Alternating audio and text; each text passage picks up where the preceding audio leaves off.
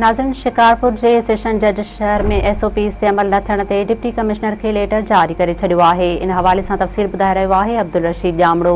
जी अब्दुल रशीद, तफ़सीलन खां आगाह कजो। जी, शिकारपुर में कोरोना वायरस से ज़ाब्तो न अचण जो सेशन जज शिकारपुर मुश्ताक अहमद कलवर नोटिस वठी छॾियो आहे।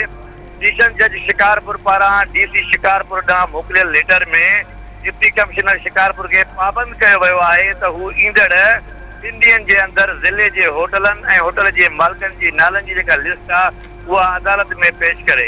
ऐं फराह तव्हांखे मां वधीक ॿुधाईंदो हलां त सेशन जज SOPs ते अमल न थियण सबबि वायरस में वाध थियण जो सख़्तीअ सां नोटिस वठी छॾियो आहे। ऐं सेशन जज पंहिंजे निकितल लेटर में वधीक ॼाणायो आहे त इंतिज़ामिया खे SOPs ते जल्द खां जल्द अमल करणु घुरिजे।